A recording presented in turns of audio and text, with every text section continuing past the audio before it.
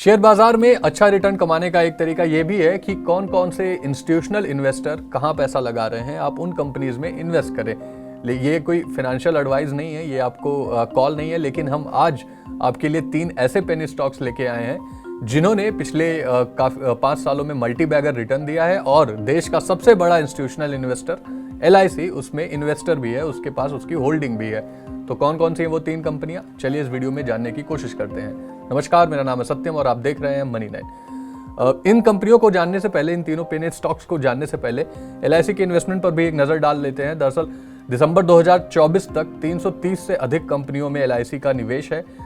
दिसंबर 2024 तक के आंकड़ों के मुताबिक जो लिस्टेड कंपनियां हैं शेयर मार्केट में, जो लिस्टेड हैं, उनमें LIC का जो इन्वेस्टमेंट है उसकी वैल्यू 1,47,200 करोड़ रुपयों के आसपास है।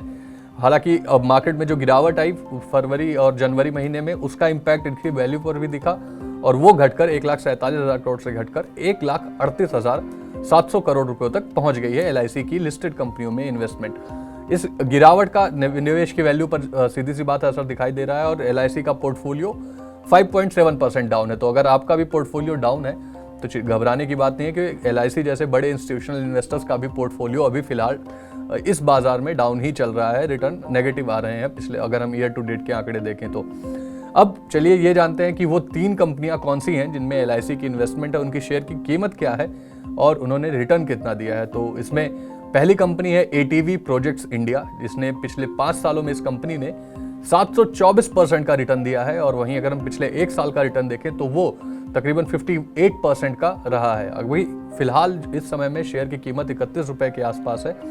ये कंपनी प्रोजेक्ट मैनेजमेंट और इंजीनियरिंग सर्विस देती है, खास तौर पर शुगर इंडस्ट्रीज में। जो शुगर की मिलें होती हैं, मिल्स जो होते हैं, उनमें बॉयलर का काम करती है, उनके इक्विपमेंट्स बनाने का काम करती है। Heavy equipment, heavy machinery engineering का काम बेसिकली ATV प्रोजेक्ट्स इंडिया का है।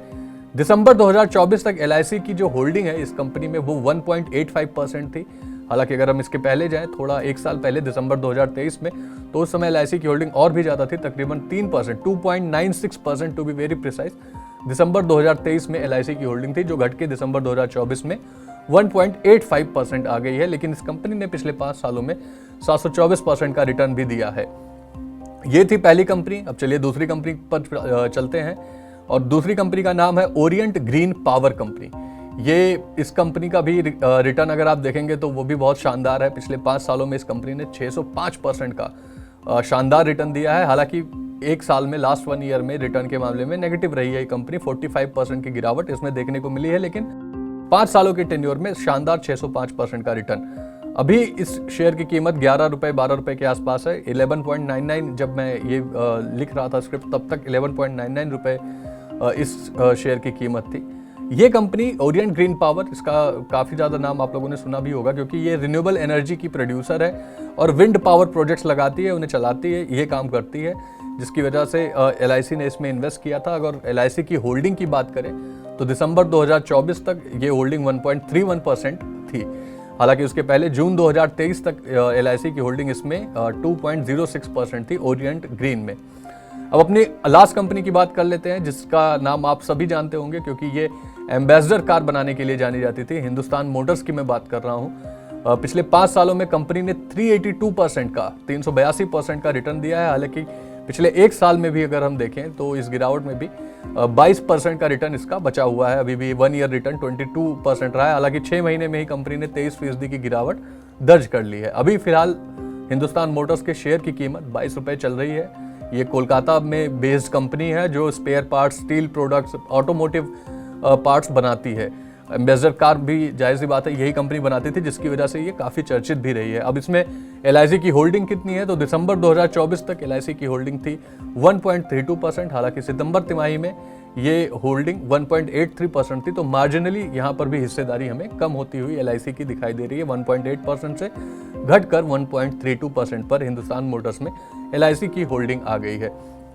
तो ये थी वो 3 कंपनियां, ATV projects India, Orient green power company and Hindustan Motors, जिनमें LIC की होल्डिंग है और जिन्होंने पिछले 5 सालों में लगभग 400% से ज़्यादा का, 600% तक का, 700% तक का रिटर्न दिया है इन तीनों कंपनीज ने। आपका इन तीनों कंपनीज के बिजनेस पर, इनके रिटर्न पर क्या व्यू है, हमें कमेंट में ज़रूर बताएं।